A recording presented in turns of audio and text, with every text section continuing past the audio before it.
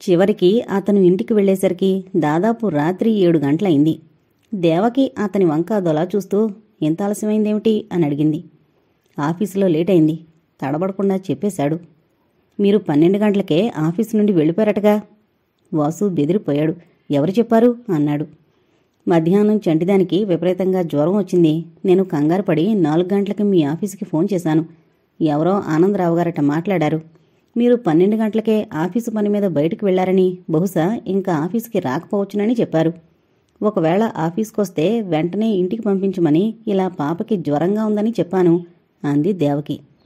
ఒక్క క్షణం దిక్కుతోచనట్లయింది అతనికి. తర్వాత నీతో ఫోన్లో మాట్లాడాక ఆ ఆనందరావు ఇంటికి పోయినట్లున్నాడు. నేను 4:30 ఆ ప్రాంతంలో ఆఫీసుకు వెళ్లేసరికి అతను లేడు. నాకు మెసేజ్ అందలేదు. ఇప్పటిదాకా అక్కడే కూర్చుని నాకు అప్పగించిన పని పూర్తి చేసొచ్చాను. సరే, పాపకెలా ఉంది ఇప్పుడు? డాక్టర్ దగ్గరికి తీసుకువెళదామా అన్నాడు ఆతృత కనబరుస్తూ. ఇప్పుడు అవసరం లేదులేండి. నేను ఈ పక్క కిరాణా దుకాణం నుండి ఫోన్ చేశాను కదా. తర్వాత అతను చెప్పాడు ఈ వెనకే ఒక డాక్టర్ ఉన్నారని. మీరొచ్చేసరికి ఏ వేళవుతుందని నేను పాపని వాళ్ళింటికి తీసుకువెళ్లాను. ఆయన మందిచ్చారు. 1 గంటలో కాస్త జ్వరం తగ్గింది. ఇప్పుడు నిద్రపోతుంది. డాక్టర్ గారు చాలా మంచివారు. హస్తవాసి కూడా మంచిది.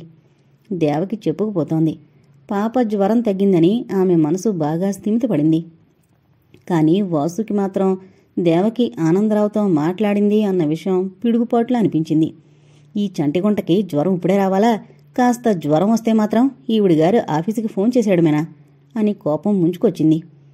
బుసలు కొడుతున్నట్లు కాసేపు ఇటూ అటూ తిరిగాడు. కొంతసేపటికి అతని మనసు శాంతించింది. పోనీలే, ఇది మంచిదే అయింది. కాగల కార్యం గంధర్వులు తీర్చారు అన్నట్లు ఆనందరావుకి విషయం అంతటి నేను చెప్పే బా తప్పింది అనుకున్నాడు. మర్నాడు వాసు ఆఫీసుకు వెళ్లేసరికి గేట్లోనే ఎదురయ్యాడు ఆనందరావు. వాసు నిబ్బరంగానే ఉన్నాడు. కానీ ఆనందరావు మాత్రం 3వ కన్ను తెరిచినట్లుగా చూశాడు. నీకిదివరకే భార్యాపిల్లలు ఉన్న మాట నిజమేనా? అతని మాట పిడుగులు కురిసినట్లుగా ఉంది. మీరు మానేసి నువ్వులోకి దిగాడు. మీకంత కోపం రావడం న్యాయమే. ఒక్కసారిలా రండి, అన్ని విషయాలు చెప్తాను. నేను చేసిన తప్పు ఒప్పుకుంటాను అన్నాడు వాసు. ఇద్దరూ ఆఫీసుకి దగ్గరలో ఉన్న పార్కులోకి వెళ్లి కూర్చున్నారు. ఆనందరావు కోపంతో బుసలు కొడుతూనే వాసు చెప్పిందంతా విన్నాడు. అంతా విని, నువ్వింత మోసం చేయగలవని నేను కలలో కూడా అనుకోలేదు. నీ అమాయకత్వం, నీ మంచితనం, నీ కలుపుగోలుతనం అంతా బూటకవని, కేవలం నటన అని తెలుసుకోలేకపోయాం. నీ తెలివికి జోహార్లు అర్పించాల్సిందే అన్నాడు ఆనందరావు కళ్లల్లో నిప్పులు కురుస్తూ. మీరు ఎన్ని తిట్టినా పడతాను. ఆ శిక్ష నాకు కావలసిందే. కానీ ఒకటి మాత్రం చెప్తాను, మీరు ప్రశాంతంగా వినాలి. ఇంకా ఏం చెప్తావు? కసురుకున్నాడు ఆనందరావు. నన్ను నేను సమర్థించుకోవడం కాదు, కానీ ఇలా 2 సంసారాలు ఉండడం మనం అక్కడా చూడడం లేదా? వాసు మాటలు పూర్తి కాకుండానే అతని 2 చెంపలు పటపటా వాయించేసేయాలి అనిపించింది ఆనందరావుకి. కానీ తమాయించుకున్నాడు. నోటికొచ్చినట్టు మాట్లాడుకు, దౌర్భాగ్యుడా. ఆ ఆడవాళ్లంతా అన్నీ తెలిసి 2వ భార్యగానో 3వ భార్యగానో ఉండడానికి ఇష్టమయ్యి ఆ పెళ్లిళ్లు చేసుకున్నారు. కానీ నీలిమ వంచించబడింది. అసలు విషయం ఆమె దగ్గర దాచి మోసంతో ఆ మెళ్ళో తాళి కట్టావు అన్నాడు. అవును, వంచాను. నిజం తెలిస్తే నీలిమ ఒప్పుకోదని తెలుసు. పెళ్లి కాకుండా ఆమె నాకు దగ్గరవదని తెలుసు. అందుకే నాటకవాడాను. ఎలాగైనా నీలిమను దక్కించుకోవాలని అదంతా చేశాను అని వాసు చెప్తుంటే, అంత గాఢంగా ప్రేమించావన్నమాట వెక్కిరింతగా అన్నాడు. ప్రేమ అని నేనన్ను, ఒకలాంటి వ్యామోహంతో చేశాను. కానీ ఒకటి మాత్రం చెప్తున్నాను, నీలిమకి నేను ఎలాంటి అన్యాయం చేయను. ఆమె ఎప్పటికీ నా భార్యే అన్నాడు వాసు ఆనందరావు 2 చేతులు పట్టుకుని. ఆనందరావు స్థిమితంగా 1 నిమిషం ఆలోచించాడు. ప్రేమైనా, ప్రలోభమైనా, వ్యామోహమైనా వాసు చేసిన పని సమర్థనీయం కాదు. అయినా జరిగిపోయింది. ఇప్పుడు వీణ్ణి ఎంతసేపు తిట్టినా ప్రయోజనం లేదు. నీలిమతో మాట్లాడాలి. ఆమెకి వీడి భార్యగా ఉండడం ఇష్టం అవునో కాదో తెలుసుకోవాలి. తర్వాత ఏం చెయ్యాలో ఆలోచించాలి అనుకున్నాడు. ఇద్దరూ ఆఫీస్కొచ్చారు. అప్పటికే ఎండీ గారు వచ్చేశారు. ఆయన చాలా చిరాగ్గా ఉన్నారు. వాసు రాగానే తన దగ్గరికి పంపించమని అంతకుముందే రాజుకు చెప్పారు. వాసు కనిపించగానే రాజు ఆ మాట చెప్పాడు. వాసుకి కాళ్ళు చేతులు ఆడినట్లయింది. ఈ విషయం అప్పుడే ఆయన దాకా వెళ్ళిందా? మీరు చెప్పారా అన్నట్లు ఆనందరావు వంక చూశాడు. నేనేం చెప్పలేదు అన్నట్లు సంజ్ఞ చేసి మీరు వెళ్ళండి అన్నాడు. వాసు ఎండీ గారి దగ్గరికి వెళ్ళాడు. ఒళ్లంతా చెమటలు పడుతుండగా. నీలిమకి జ్వరం ఇంకా తగ్గలేదా? అతన్ని చూడగానే ఆయన నోట్లోంచొచ్చిన మొట్టమొదటి మాట అది. అది ఆయన మామూలుగా అడుగుతున్నారా లేక విషయం తెలిసి వెటకారంగా అడుగుతున్నారా అన్నది తెలుసుకోలేకపోయాడు వాసు. మాట్లాడమేమిటయ్యా, నీ భార్యకి జ్వరం ఎలా ఉందో నీకు తెలీదా? అసలు ఏం జ్వరం, మందెవరిస్తున్నారు అని అడిగాడు. వాసు ప్రాణం కుదుటపడింది. కొంచెం తగ్గిందండి అన్నాడు మెల్లిగా. ఇప్పుడు ఈ సీజన్లో నీలిమ సీట్లో పని ఎంత అర్జెంటో అందరికీ తెలుసు. అయినా మీ సరదా పాడు చేయడం ఇష్టం లేక మొన్ననే 4 రోజులు లీవ్ శాంక్షన్ చేశాను. ఇప్పుడు ఈ జ్వరం 1 వారం రోజులు సెలవు కావాలంది. సరేలే, ఏం చేస్తాం? తన చేతికి నేనొక కాన్ఫిడెన్షియల్ లెటర్ ఇచ్చాను. అది ఎక్కడ పెట్టిందో కనిపించడం లేదు. నువ్వు వెంటనే ఇంటికి వెళ్ళి ఆ కాగితం ఎక్కడ పెట్టిందో ఆమెను అడిగిరా. అలా చెప్పడం వీలు కాదనుకుంటే ఎలాగో అలా ఆమెను తీసుకురా. ఆ కాగితం ఇచ్చి వెళ్ళిపోతుంది అన్నారు. వాసుకి పై ప్రాణాలు పైకే పోతున్నట్లుగా ఉన్నాయి. ఇప్పుడు ఇంటికి వెళితే నీలిమ నాతో మాట్లాడుతుందా? ఆఫీసు పని కనుక నాతో సహకరిస్తుందేమో. కానీ ఆమె వచ్చి అసలు విషయం ఈయనకి చెప్పేస్తే, ఆమె ఇక్కడికి రాకుండా పనైపోతే? వాసు ఆలోచనలకి దారి తెన్ను తెలియడం లేదు. మాట్లాడమేమయ్యా? ఎండీ గారు అసహనంగా అడిగారు. ఆయనకి మూడు బాగున్నప్పుడు ఎంత అభిమానం గౌరవం చూపిస్తారో అంతకు 1000 రెట్లు చిరుబుర్లాడతారు మూడు పాడైతే. వాసుని ఎండీ గారు అర్జెంటుగా రమ్మన్నారు అన్న మాట వినగానే ఆనందరావుకి ఏదో అనుమానం వచ్చింది. ఈయనకి ఎలా తెలిసింది అనుకుంటూ మెల్లగా వెళ్ళి ఆ గది బయట ఏదో సర్దుతూ అక్కడే నిలబడిపోయాడు. లోపల నుండి వస్తున్న మాటలన్నీ అతని చెవిన పడుతున్నాయి. ఇహ ఈయనకి అసలు విషయం చెప్పేస్తేనే నయం, లేకపోతే ఆ తర్వాత నన్ను కూడా కేకలేస్తారేమో అనుకుని ఎక్స్క్యూజ్ మీ సార్ అంటూ లోపలికి వెళ్ళాడు. ఏం కావాలి అన్నట్లు చూశారాయన. చాలా ఘోరం జరిగిపోయింది సార్. ఇతను మనందరితో పాటు నీలిమ గారిని కూడా మోసం చేశాడు అన్నాడు. అంటే? ఆయనకి తలా తోక అర్థం కానట్లుంది. ఇతనికి అది వరకే పెళ్ళయింది అని ఆనందరావు అంటుండగానే, పెళ్ళయిందా? మరి భార్య? అన్నారాయన కోపంతో వణికిపోతూ. భార్య ఉంది, 3 పిల్లలు కూడా ఉన్నారు. 4 రోజుల కిందటే వాళ్ళు ఈ ఊరొచ్చారు. వేరే ఇంట్లో ఉంచాడు వాళ్ళని. వాళ్ళంతా ఈ ఊరొచ్చాకే నీలిమ గారికి ఆ విషయం తెలిసింది. అప్పటినుండి ఆమె ఆఫీస్కి రావడం లేదు. ఆనందరావు గారు చెప్పుకుపోతున్నారు. ఎండీ గారు పెదవి కదిపి మాట్లాడడం కూడా సాధ్యం కానంత ఆగ్రహంతో కంపించిపోతున్నారు. కళ్ళు మాత్రం అగ్ని బాణాల్ని కురిపిస్తున్నాయి. తల వంచుకుని నిలబడిన వాసుకి అవి కనిపించలేదు. కానీ ఆయన మౌనం మాత్రం బద్దలవబోయే అగ్నిపర్వతాలను అనిపించింది. చివరికి పెదవి పన్నారు. ఎంత మోసం! పళ్ళు పటపటా కొరుక్కున్నారాయన. తన కన్నబిడ్డకే ఆ అన్యాయం జరిగిందా అన్నంత కోపంగా బాధగా ఉంది ఆయనకి. అదే సార్. ఆనందరావు నీళ్లు నమిలాడు. అవును మరి.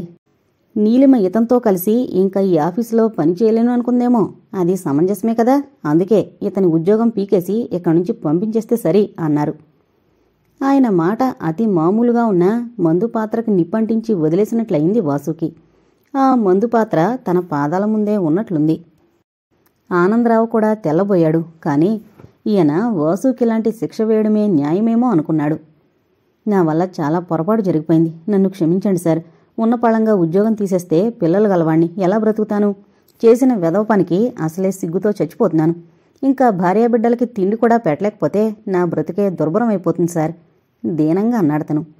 రహస్యం తెలియగానే అందరూ తనని నోటుకొచ్చినట్లు తిడతారని, ఆ తర్వాత ఇలాంటి 2 సంసారాల భాగోతం మనం అక్కడక్కడా చూస్తుందే కదా అని సరిపెట్టుకుంటారని అనుకున్నాడు. అంతేకాని ఇలా ఉద్యోగం తీసేసి రోడ్డు మీదకి నెట్టేస్తారని అతను అనుకోలేదు. అందుకే మరీ హడలిపోతున్నాడు. కానీ వాసు మాటలతో ఆయన మనసే మెత్తబడలేదు.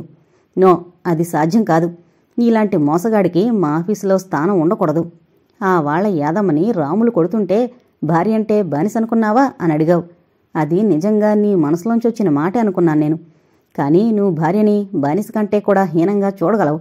పరాయి ఆడపిల్లల్ని విలాస వస్తువుగా పరిగణించగలవు. స్త్రీ అంటే నీకు గౌరవం లేదు. నీ కోరిక తీరడం కోసం ఎన్ని అబద్ధాలైనా ఆడగలవు. నీలాంటి వాణ్ణి మరొక క్షణం కూడా నేను భరించలేను. వెళ్ళిపో. నీ సంసారం రోడ్డు మీద నిలబడుతుందని ఏడుస్తున్నావుగా. మరొక నెల జీతం నీకు అదనంగా వస్తుంది. అకౌంటెంట్ నీకు రావాల్సింది ఇచ్చేస్తాడు. అన్ని లెక్కలు చూసి అవి తీసుకుని వెళ్ళిపో అని చెప్పి అకౌంటెంట్తో ఆ మాట చెప్పడానికని ఇంటర్కమ్ మీద చేయి వేయబోయారు. వాసు గబుక్కున ఆ చేయి పట్టేసుకున్నాడు తన 2 చేతులతో. నా తప్పు ఒప్పుకుంటున్నాను సార్. నా మీద కొంచెం దయ చూపించండి అన్నాడు. కానీ అతని బేలతనం చూసి ఆయన మనసు కరగలేదు. వీడివన్నీ నక్క వినయాలు, నక్కజిత్తులు. ఒకసారి ఇలాంటి గట్టి దెబ్బ తగిలితేనే గాని ఇలాంటి వారికి బుద్ధి రాదు అనుకుని ఇంకేం చెప్పకు. చెప్పినా నేను విన్ను. నా ఎదురుగా ఇంకొక నిమిషం కూడా నిలబడద్దు. డబ్బు తీసుకుపో. ఆ తర్వాత మళ్ళీ ఈ ఆఫీసులో అడుగు పెట్టడానికి ఎప్పుడూ ప్రయత్నించుకో అన్నారు కటువుగా. ఆనందరావు ముందు అంతటి పరాభవం జరగడం అతనికి గుండెలు మండిపోతున్నట్లుగా ఉంది. ఇంతకంటే ప్రాణం తీసేసినా బాగుండేదేమో అనిపించింది. ఒక్క ఆనందరావే అన్న మాటేమిటి? ఈయన కేకలు బయటకు వినిపించకుండా ఉంటాయా? అందరికీ విషయం అర్థమవకుండా ఉంటుందా అనుకున్నాడు. అతని ఊహ నిజమే. అతను గదిలో నుంచి యువతలకొచ్చేసరికి ఇంచుమించు ఆఫీసు స్టాఫ్ అంతా ఇటూ అటూ గోడలకు అంటుకుపోయి అక్కడే నిలబడున్నారు. అతను ముందుకు కదిలిపోయాడు. తర్వాత అకౌంటెంట్ అతన్ని పిలిచి డబ్బిస్తూ మరొక సలహా ఇచ్చాడు.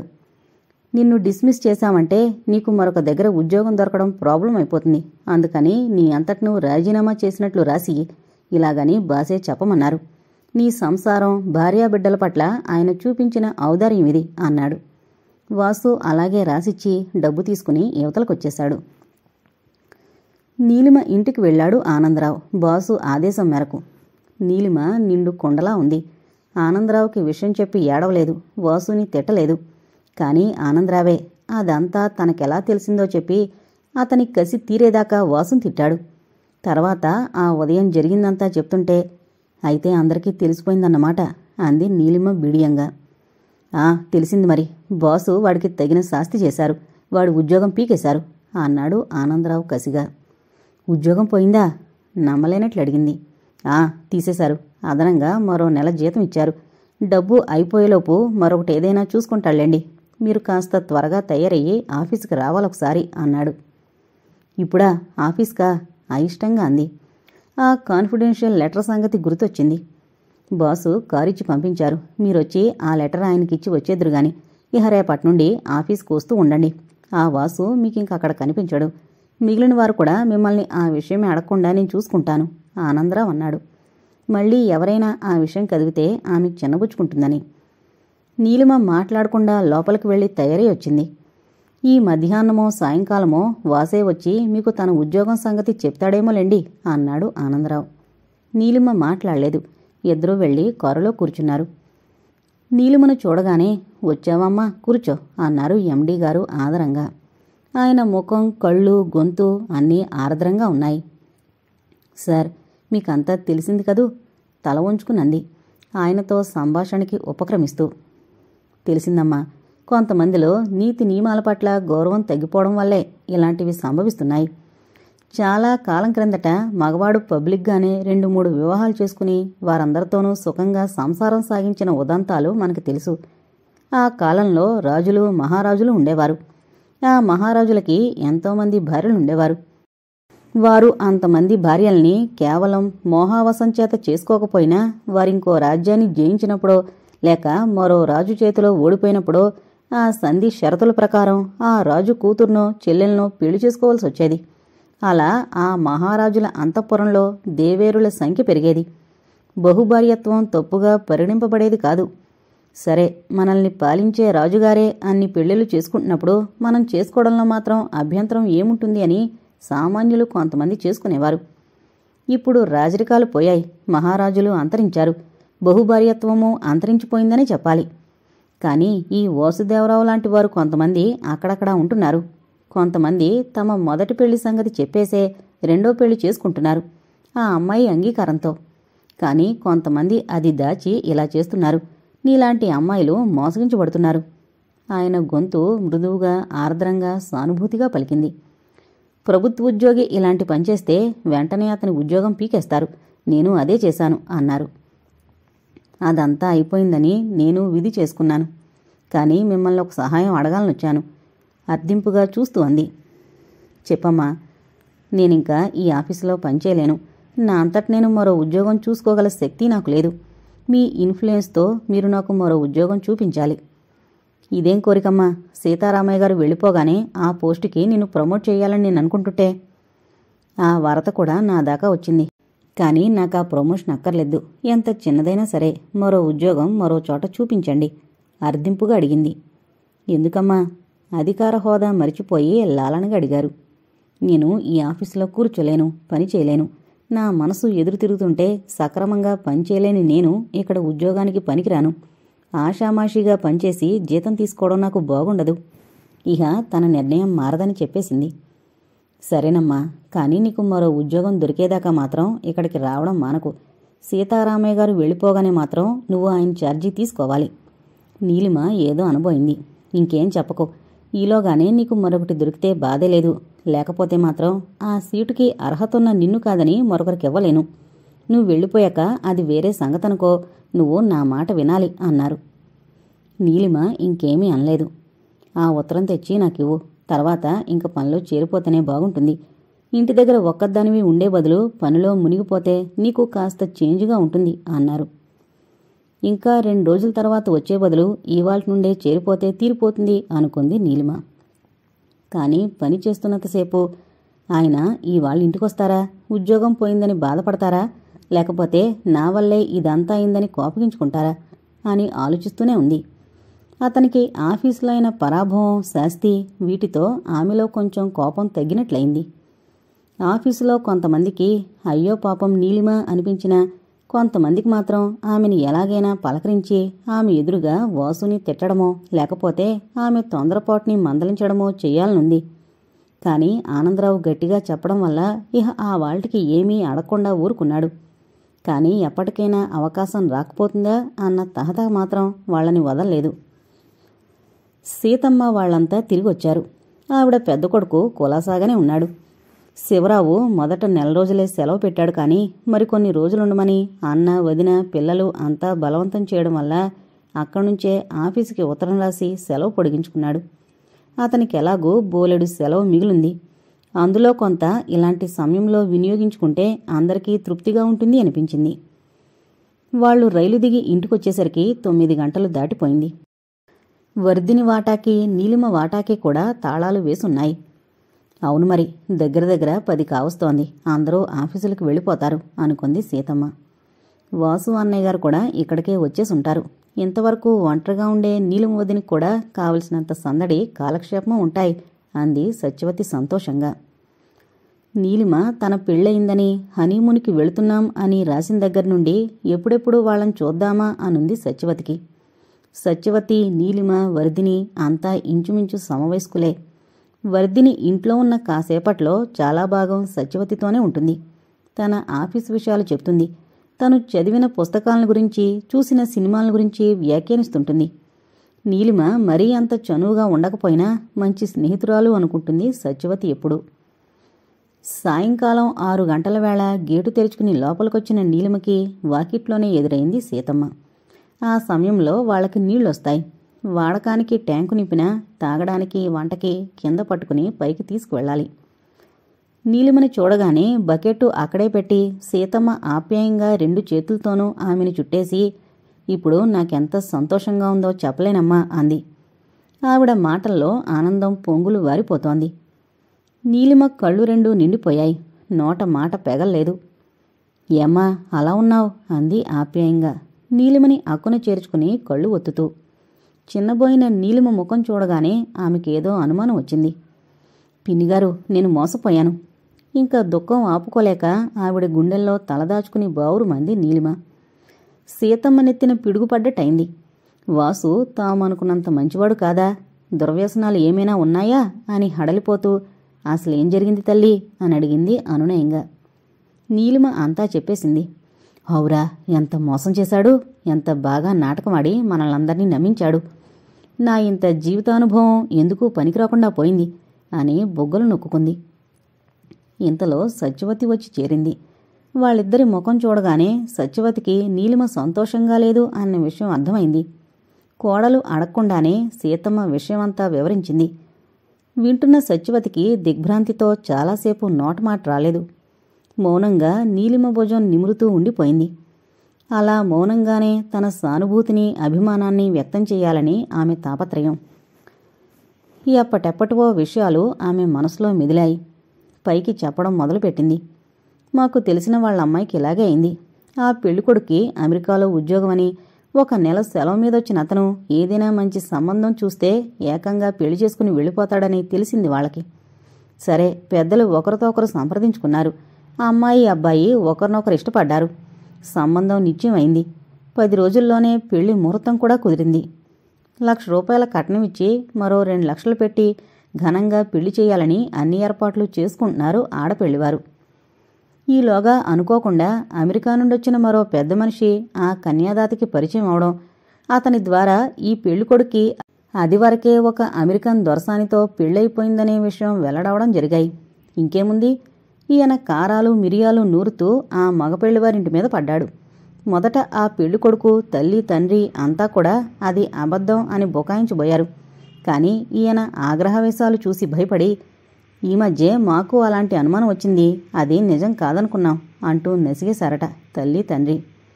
అనుమానం రావడం కాదు, ఏం కాదు, అది నిజమని వారికి తెలుసు. ఈ పిల్ల బతుకు ఏమైతేనేం, ₹1,00,000 కట్నం వస్తుంది కదా అని వీళ్ళనుకున్నారు. అమెరికా దొరసానితో సంసారం చేస్తూ ఈ పెళ్లాంచేత ఇంటి చాకరీ అంతా చేయించుకోవచ్చునని ఆ అబ్బాయి ఆశపడ్డాడు అంది సత్యవతి. హౌరా అని బొగ్గలు నొక్కుంది సీతమ్మ. చూడండి అన్యాయం అంది నీలిమ.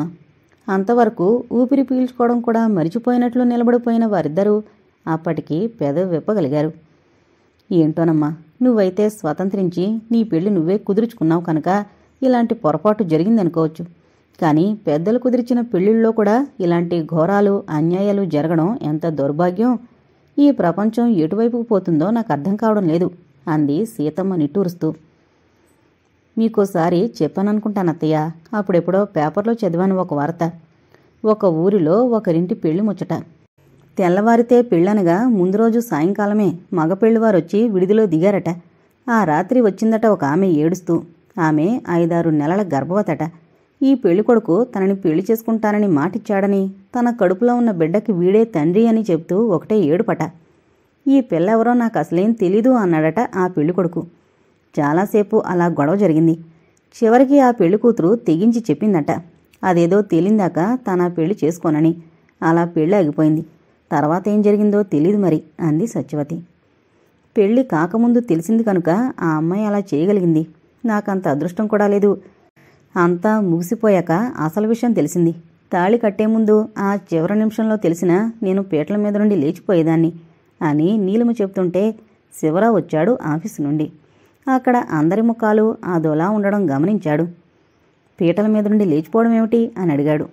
సీతమ్మ అంతా వివరించి చెప్తుంటే, స్కౌండ్రల్, ఎంత నాటకమాడాడు అన్నాడు పొళ్ళు కొరుకుతూ. అతని కళ్ళు ముఖం ఎర్రబడిపోయాయి. వాళ్లందరికీ ఆ క్షణంలో వాసు మీద విపరీతమైన ఆగ్రహం యావగింపు కలిగాయి. అతను కనిపిస్తే చెప్పు తీసుకుని కొట్టాలన్నంత కసిగా ఉంది. మరైతే ఆ ఇంట్లో కొన్నాళ్ళు ఇక్కడ కొన్నాళ్ళు ఉంటున్నాడా అని అడిగింది సీతమ్మ. ఆవిడికంతా అయోమయంగా ఉంది. అలా అడగడం ఆమెకెంతో సిగ్గుగా కూడా ఉంది. ఆ వాళ్ళ నాకు విషయం తెలియగానే ఆపుకోలేనంత కోపం వచ్చింది. తక్షణం బయటికి పొమ్మన్నాను. అప్పుడు వెళ్ళిపోయి 2 రోజుల తర్వాత వచ్చి ఓ అరగంట కూర్చుని వెళ్లారు. ఆ తర్వాత ఆఫీసులో తెలియడం, వాళ్ళు ఆయన ఉద్యోగం పీకేయడం జరిగాయి అని నీలిమ చెప్తుంటే, అయ్యో ఉద్యోగం పోయిందా అంది సీతమ్మ జాలిగా. నీకు తెలీదమ్మా, అలాంటి వారికి అలాంటి శిక్ష పడాలి అన్నాడు శివరావు కసిగా. అవునత్తయ్య అంది సత్యవతి.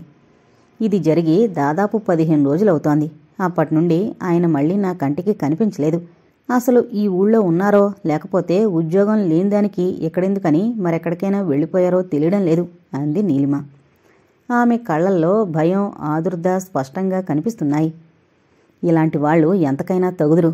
అతను ఇక్కడి నుంచి మకాం ఎత్తేసినా మనం ఆశ్చర్యపోనక్కర్లేదు అన్నాడు శివరావు కోపంగా. సత్యవతి నీలిమ ముఖం వంక చూస్తుండిపోయింది. రాకెక్కడికి పోతాళ్లే, వస్తాడు అంది సీతమ్మ నీలిమకి ధైర్యం చెబుతున్నట్లు. కాసేపటి క్రితం వారందరికీ వాసు పట్ల కలిగిన కోపం అసహ్యం మెల్లగా కరిగిపోతూ ఆ స్థానంలో ఒకలాంటి భయం చోటు చేసుకుంది.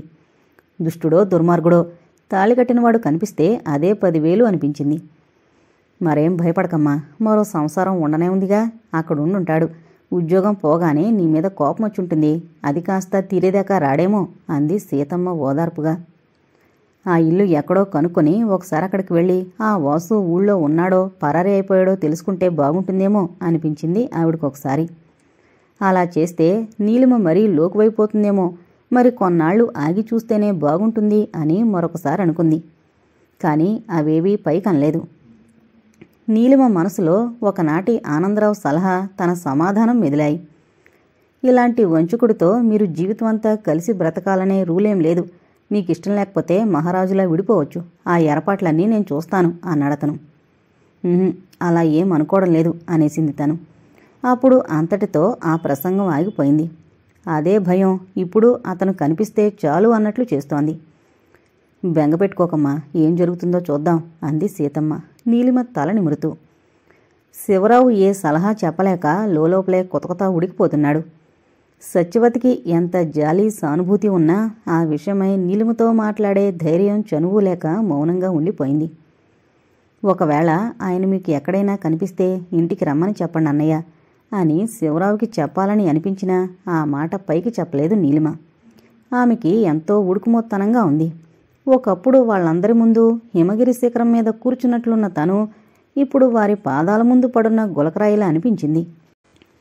ఆ మర్నాడు సాయంకాలం ఆఫీస్ అవగానే నీలిమ బస్టాప్కొచ్చింది. అక్కడ జనం ఎవరూ లేరు. అయితే ఇప్పుడప్పుడే బస్సు రాదేమో అనుకుని రిక్షా ఏదైనా కనిపిస్తుందేమోనని అటు ఇటూ చూసింది. కాస్త దూరంగా నిలబడున్న వ్యక్తిని చూసి ఒకసారి తెల్లబోయింది. మనిషి నీరసంగా ఉన్నాడు. ముఖం పీక్కుపోయింది. కళ్ళు గుంతలు పడున్నాయి. గెడ్డం కొద్దిగా మాసింది. ఇతను ఆయన ఎందుకవుతారు అనుకుంటూనే ఇంకా అనుమానం తీరక 4 అడుగులు ముందుకు వేసింది. ఆమె అనుమానం తీరిపోయింది. అయ్యో ఆయనే, ఇలా అయిపోయారేమిటి అనుకుని గబగబా ముందుకు నడిచింది. ఆమె కోసమే అక్కడికొచ్చినట్లు అతను అలాగే నిలబడున్నాడు కానీ ఆమెకి దూరంగా వెళ్ళిపోలేదు. నీలిమకి అతన్ని ఎలా పలకరించాలో తెలియలేదు. జాలి, సానుభూతి, ఒకలాంటి రిలీఫ్ అన్నీ ఆమెని ఉక్కిరిబిక్కిరి చేస్తున్నాయి.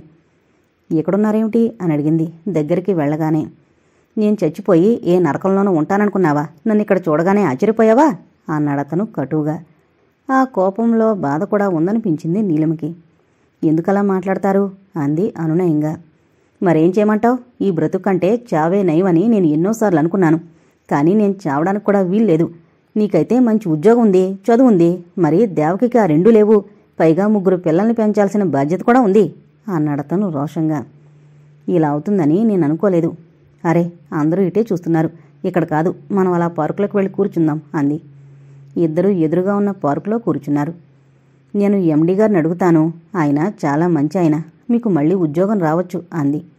ఆమె మనస్సు నిండా అతని కుటుంబం పట్ల జాలి, సానుభూతి తిష్టవేసుకున్నాయి. నీకెంత గర్వం? నీ దయాధర్మాల మీద బ్రతికే సిగ్గుమాలిన వాడుగా కనిపిస్తున్నాననే నీకు కసుమన్నాడతను. మనిషి కనిపించిన దగ్గర నుండి అతను తన మీద ఒక్కలా కసుబుసు అనడం ఇప్పటికి గుర్తించింది నీలిమ. ఇదేం చిత్రం? అందర్నీ మోసం చేసింది ఈయన, అబద్ధాలాడింది ఈయన, తప్పైపోయింది క్షమించు అని నా ఎదురుగా తల వంచుకుని నిలబడాల్సింది ఈయన. అలాంటిది నా వల్లేదో పొరపాటు జరిగిపోయినట్లు దబాయిస్తున్నారు. నేను సంజేషి ఇచ్చుకుంటున్నట్లు బేలగా మాట్లాడుతున్నాను అనుకుంది. ఆమెకి విసుగు, చిరాకు వచ్చాయి. ఆ మార్పు ఆమె ముఖంలోనే కనిపెట్టాడతను. సారీ నీలిమ, భరించలేనంత చిరాకొచ్చేసింది. నా బ్రతుకు నలుగురిలో ఎంత అల్లరైందో నీకు తెలిసే ఉంటుంది. అఫ్కోర్స్ ఇది ఇలా అవడానికి బాధ్యతంతా నాదే. ఇప్పుడు ఉన్న పళంగా నాకు ఉద్యోగం ఎక్కడ దొరుకుతుంది? రోజు ఎక్కే గుమ్మం దిగే గుమ్మంలా ప్రతి ఆఫీస్ చుట్టూ తిరుగుతున్నాను ఉద్యోగం కోసం. ఎక్కడా దొరకలేదు. అంతసేపు నేను ఆఫీసులో పనిచేస్తున్నాననే దేవకు అనుకుంటోంది. అసలు సంగతి నేను ఏ ముఖం పెట్టుకుని తనకి చెప్పగలను? కొత్తగా హైదరాబాద్ నగరానికి వచ్చాం. ఇవి చూడాలి, అవి చూడాలి, ఇక్కడికి వెళ్ళాలి, అక్కడికి వెళ్ళాలి అంటూ దేవకి పిల్లలు సరదా పడుతూ రోజు ప్రోగ్రాంలు వేస్తున్నారు. జేబులో ఉన్న 4 డబ్బులు అయిపోతే ఇహ వాళ్ళకి తిండి కూడా పెట్టలేనేమో అని భయపడుతున్నాను నేను. వాళ్ళ సరదాలు ఎలా తీర్చగలను? రోజు ఏదో చెప్పి వాళ్ళని మభ్యపెడుతున్నాను. అతిగా తిరగడం వల్ల, మనసు స్థిమితంగా లేకపోవడం వల్ల నా ఆరోగ్యం సరిగ్గా ఉండడం లేదు. 3 రోజుల నుండి కొద్దిగా జ్వరం తగులుతోంది. ఇవాళ అస్సలు ఓపిక లేదు. అయినా నిన్ను కలుసుకోవాలని ఇక్కడికొచ్చాను. ఇప్పటికే నీకు కనిపించి 15 రోజులైంది. ఈ మోసగాడు ఊరు కూడా విడిచి పారిపోయాడు అని నువ్వు అనుకుంటావేమోనని. వింటున్న నీలిమలో అణువణువు కదిలిపోయింది ఆర్ద్రతతో. పాపం ఈయన చాలా బాధపడుతున్నారు. ఒంటరి మనిషి కూడా కాదు, బరువు బాధ్యతలు కూడా కొంగతీసేస్తున్నాయి. తన వల్ల తప్పైపోయింది, క్షమించు అని ఆ వాల్ట్ నుండి అడుగుతూనే ఉన్నారుగా. ఈయన కనిపిస్తే చాలు అని ఒక పక్క నుండి కోరుకుంటున్న నేను ఇంకా మొండిగా ఎలా ఉండగలను అనుకుంది. ఇంటికి వెళదాం రండి అంది. అన్నట్లు మీ పిన్నిగారు వాళ్ళు ఊరి నుండి వచ్చారా? నిన్ననే వచ్చారు. అయితే అక్కడికెందుకులే, మళ్ళీ ఓ గంట వాళ్ల ముందు తల ఉంచుకుని నిలబడి ఆ సుభాషితాలన్నీ వినాలి విసుగ్గా అన్నాడు. నిన్ననే వాళ్ళకంతా చెప్పేశాను. తమింట్లో కొత్త దంపతులుగా మనల్ని చూడాలని అభిమానంతో ఆపేక్షతో వచ్చిన వారికి నేను చెప్పిన విషయం గరళలా అనిపించడంలో ఆశ్చర్యం లేదుగా. వారంతా అప్సెట్ అయ్యారు మొదట. ఒకవేళ వాళ్ళు ఏమైనా అన్నా మీరు బాధపడకూడదు. మొదటిసారిగా వాళ్ళని ఎప్పుడు కలుసుకోవాలనుకున్నా మీకు ఈ సంకోచం తప్పదు. వెళదాం రండి అని అతన్ని ముందుగానే అక్కడ తినాల్సిన మందలింపుల గురించి హెచ్చరించింది. ఇద్దరూ రిక్షాకి ఇంటికి వెళ్లారు. తీరా వచ్చాడే కాని కాంపౌండ్లో అడుగు పెట్టాలంటేనే వాసు కాళ్ళు వణుకుతున్నాయి. పైగా వాళ్ళు ముగ్గురు కాంపౌండ్లోనే ఉన్నారు. వాసుని గేటు ముందు చూడగానే వాళ్ళు ముగ్గురు ఒకరి ముఖం ఒకరు చూసుకున్నారు. ఆగ్రహం, అసహ్యం నిండి ఉన్న ఆ చూపుల్లో ఏమూలో తృప్తిలాంటి భావం కూడా కాస్త చోటు చేసుకుంది. వాసుని పలకరించడం ఇష్టం లేక శివరావు, సత్యవతి మేడ మీదకు వెళ్ళిపోయారు అతన్ని చూడనట్లు. సీతమ్మగారు మాత్రం చేమంతి పూలు సజ్జలోకి కోస్తూ అక్కడే ఉండిపోయింది. వాసు చెయ్యి పట్టుకుని నడిపించినట్లే లోపలికి తీసుకొచ్చింది నీలిమ. వాళ్ళు బాగా దగ్గరకొచ్చాక అప్పుడే చూసినట్లు బాగున్నావా వాసు అని పలకరించింది సీతమ్మ. మీకంతా తెలిసింది కదా, ఈ దుర్మార్గుణ్ణి క్షమించాలి మీరు అంటూ వంగి ఆమె పాదాలకి నమస్కరించాడు వాసు. మొదట సీతమ్మకి ఏం మాట్లాడాలో తెలియలేదు. ఇప్పటికే చాలామంది తిట్టడం, అసహించుకోవడం, చివరికి ఉద్యోగం పీకేయడం అయిపోయాయి. ఇతను సిగ్గుతో పశ్చాత్తాపంతో కుమిలిపోతున్నట్లు ఇతని రూపమే చెప్తోంది. చచ్చిన పాము మీద ఇంకా కర్రదెబ్బలు వేయనక్కర్లేదు అనుకుంది చివరికి. ఇది ఇలా జరగాల్సింది కాదు, అయినా జరిగిపోయింది. ఇంకా నీలిమ మనసు కష్టపెట్టే పనులు మాత్రం చేయకు అంది మందలిస్తున్నట్లు.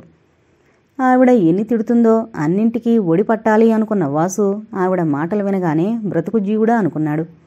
అలాగేనండి అని వినయంగా సమాధానం చెప్పాడు. సీతమ్మ మేడ మీదకు వెళ్ళిపోయింది. వాసు, నీలిమ ఇంట్లోకి నడిచారు.